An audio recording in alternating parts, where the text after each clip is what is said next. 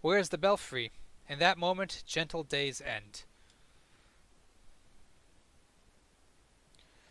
Okay, what's with this days remaining thing? When I enter the classroom this time, things are a bit different.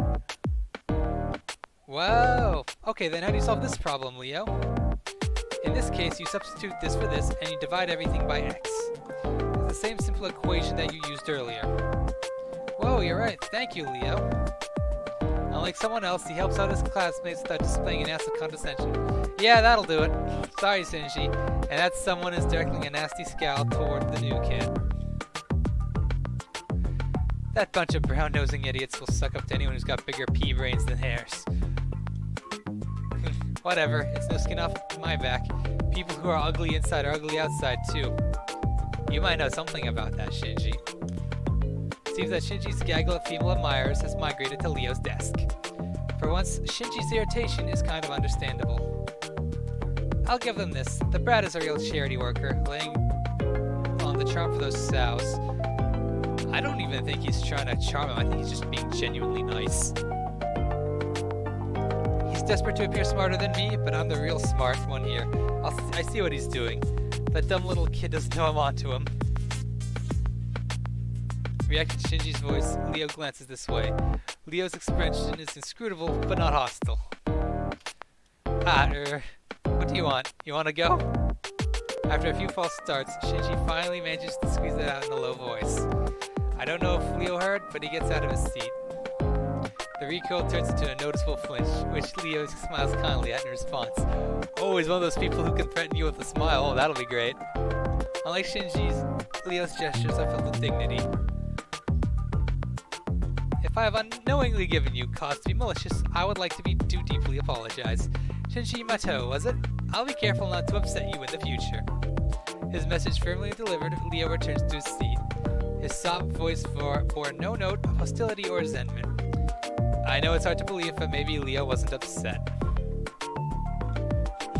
He knows when to bow down to true authority, it seems.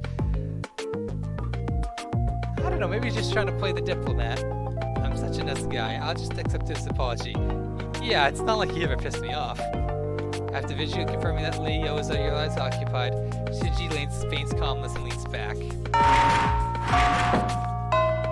Whew, I made it. Good morning, Oh, there we go. Now we're back to normal. And that sound makes me cringe no matter how many times I hear it. Everyone is desensitized to it for the most part. Even knowing that she'll jump to her feet in a few seconds, we should probably worry more.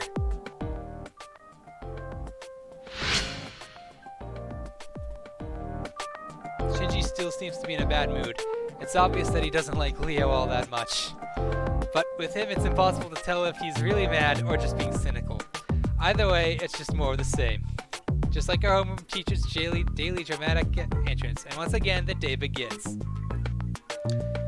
Alrighty then, let's pick up where we left off. According to Dr. Peaceman's biography, during class, I thought I saw Leo smirk a little, but other than that, nothing exciting occurred. Today is just another boring days and a long string of boring days. Who here knows what amnesia is? It's a terrifying condition where an individual loses all their memories. Oh, hang on a second.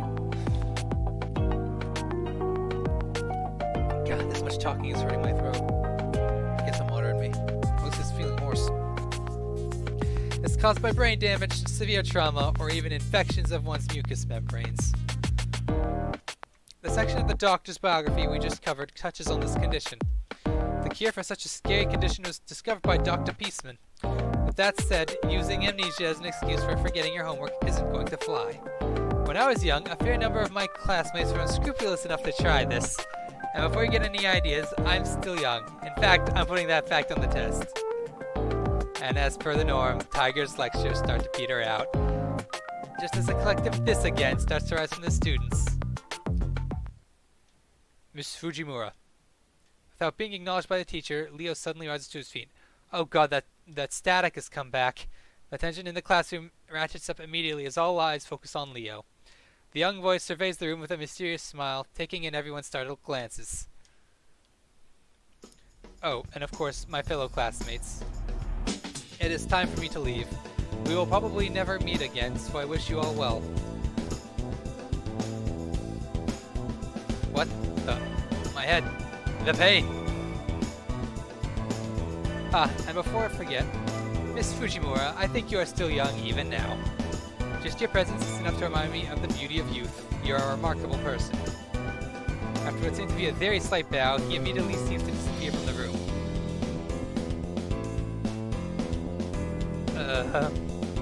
Alright then.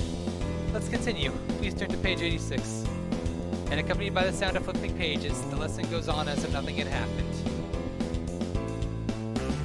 Is it me, or is Shinji and me still in color?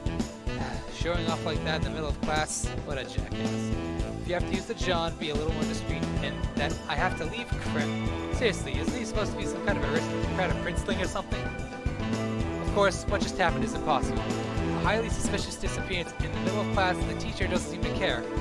No one in class says anything, and the class continues as if nothing strange has happened. It was the same dull, dreary scene as yesterday, and the day before. This can't be natural.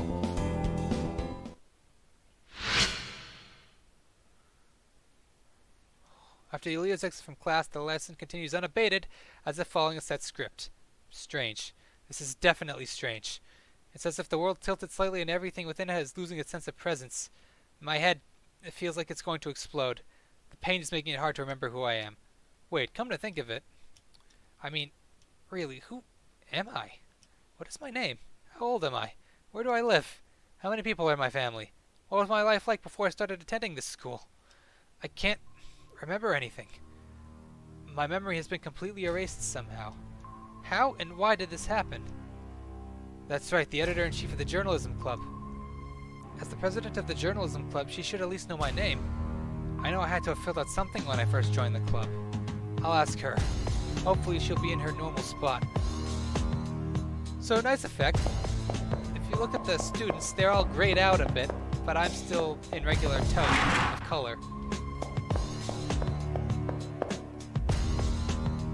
Oh, our club says, did you find out anything yesterday? The editor-in-chief is her usual cheery self. All I can think about is the pile of dead bodies I witnessed.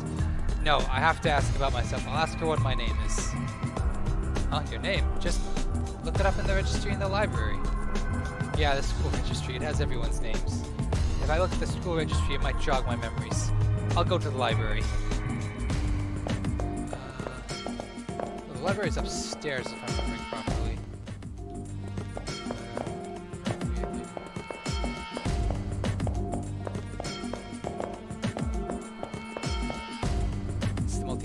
Nope, that's not the library. Go down a floor. How is this? You want to see the registry of names? It's on a bookshelf in the library, I think. Okay. I found it. Sukumihara Academy Student Registry. Once I read through this, I should be able to remember everything about myself. I open the textbook and begin turning pages. Immediately I notice something's terribly wrong. The pages are blank. Blank, blank, blank. Every single page is blank. I reach for last year's school registry, and when I start flipping through the pages, blank, blank, blank, blank. What is happening here? Who am I? And just, what is this place? Oh, this is bad. Get me out of here. What the? Where's everybody? Hold on. What's this? What's with Leo all of a sudden? But after seeing that, I've had enough of this. Leo! There's something wrong with this place, but more worrying is the fact that I can't remember who I am. As I wander the campus, I see Leo walking down a hallway on the first floor. As a transfer student, I can't see why Leo would want to visit any of the freshmen. Also, there's nothing but a dead end up ahead. I wonder what Leo is really up to. Get back here. I suddenly have this weird feeling that someone or something is up ahead in the hallway. For some reason, I'm examining the wall at the end of the hallway with almost excessive interest. The attention to detail is quite impressive. Even the surrounding air is surprisingly substantial. If that is the case, this world is in some ways more real than the real world it represents.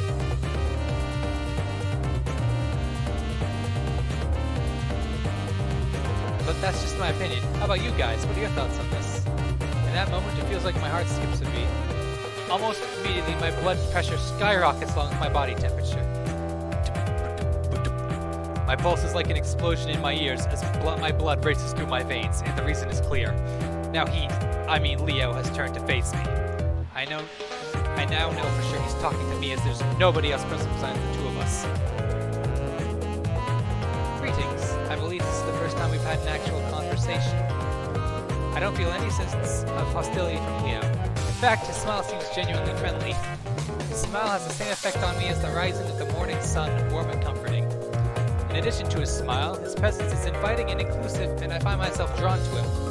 Oddly, my worries have vanished. All I can think of is doing as he says, as that's the only way to... My mind feels like it's in a haze. It's like Leo is controlling my thoughts in some way. Attending school wasn't half bad. I never had the opportunity to go to one before now. In that respect, this has been quite an interesting experience. However, the time for fun has come to an end. I did not come here to play at being a student. No matter how enjoyable the detour, eventually one must return to their appointed path. For me, the time to do so has arrived. With those final words, Leo turns his back on me. Farewell. No, that's not quite right. I don't think farewell will be accurate in this situation. For reasons I cannot explain, I have the distinct feeling that we will see each other again. So I guess I should use more congenial. See you later. Well, it's time for me to move on. I wish you the best of luck. With those final words, Leo disappears. It's like he ceases to exist. One moment his hand is on the wall, the next he is gone. The young man in front of me seems to disappear before my very eyes. I want to say reality ejected his existence in it, but it feels like it was the opposite, that he refused to be constrained by it. It wasn't any special ability that allowed him to do so, just a strength of will. This departure, I feel as if a great weight is lifted from my very being. And rather than be a cause for concern, it brings a fundamental question to mind. Who am I? As the question pops into my head, it begins to take on a life of its own, searing my brain.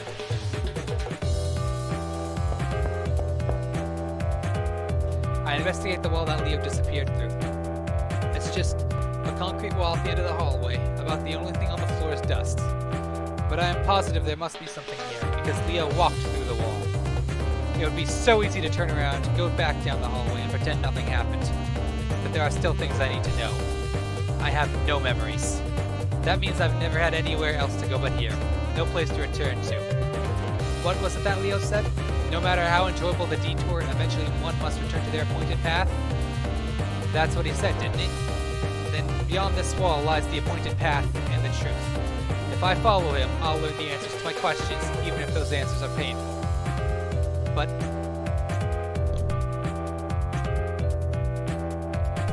ignorance is bliss. Do I have the fortitude to face the truth and accept it? I have to know. I have to know. Something's different. Down to the force of the walls, the circle has changed the very substance of its being. For some reason, reality cracking this way is intensely disturbing. The world around me is more real than a painting, but not even as real as a sandcastle.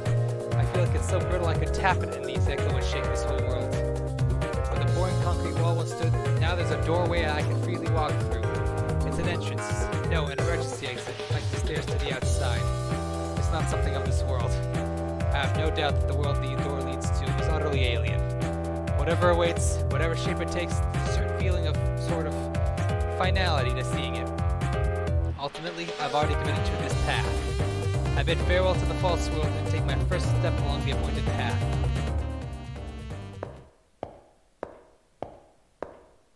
It's a supply room, and what's that?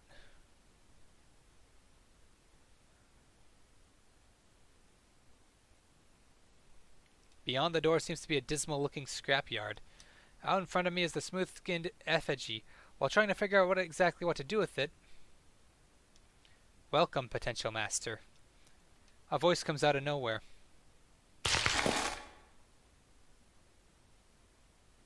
That effigy with you is your sword and shield for what lies ahead. It will move in response to your commands. Now then, please proceed. The truth that you seek lies ahead. The motivations of the owner of that voice worry me, but it's obvious I won't learn anything by standing here. Also, there is no longer a path by which I can return. I have no choice but to head into the darkness with only this strange doll as protection.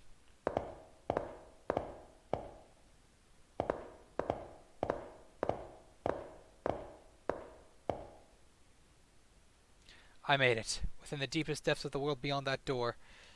This place must be the goal I'm supposed to reach. At least that's what I thought. It's stifling, the aura of purity that seems to act as a ward against corrupted souls who try to enter. The feeling is familiar. It has the feeling of a chapel where the spirits of the deceased still linger.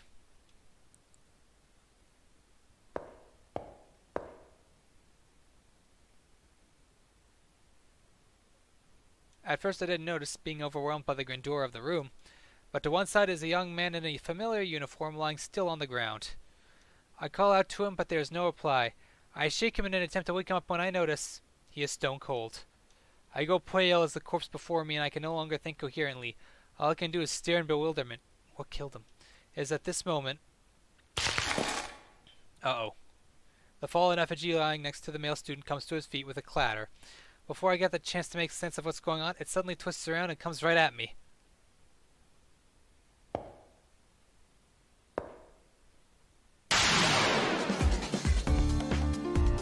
Okay, I guess it's our tutorial fight.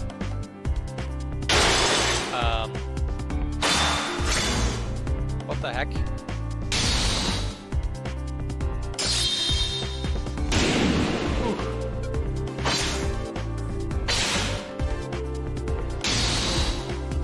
Oh, come on, I didn't even get a chance to do anything. I just got kicked. And there goes the effigy. Oh, I'm dead too.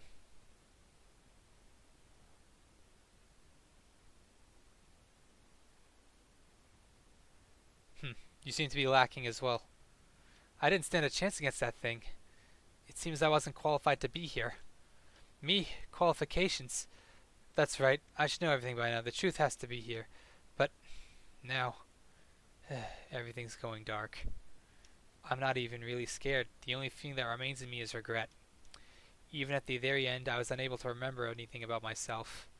Someone, anyone, if you make it beyond here, please don't forget my name. And now we have an FMV.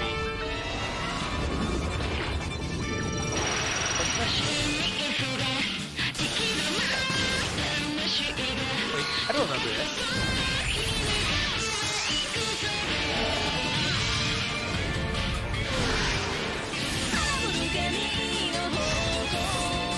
Okay.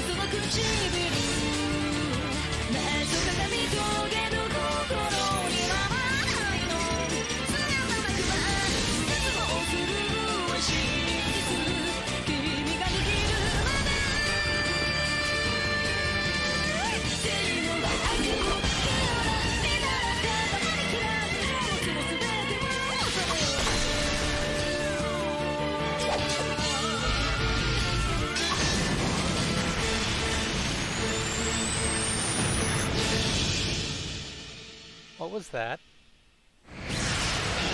Fade extra.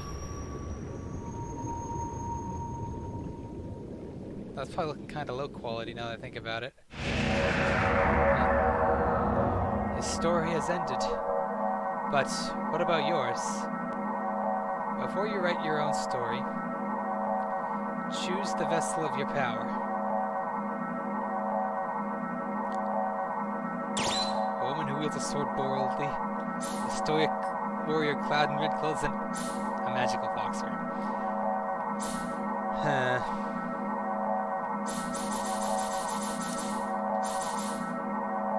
Honestly, I always liked using magic in fights, so... Caster, maniac, a half-demon shaman, clad in revealing robes. This servant is for players who want to be challenged by facing true adversity in battle. Saber, standard, a young woman clothed in crimson raiment with the mannerisms of a man. This servant is best suited for novice players. Archer, technical, a person of military mien with an enigmatic air wrapped in a red cloak. This servant is for players who want to use a variety of skills. I'm going with the caster. Partner with this servant? Yep.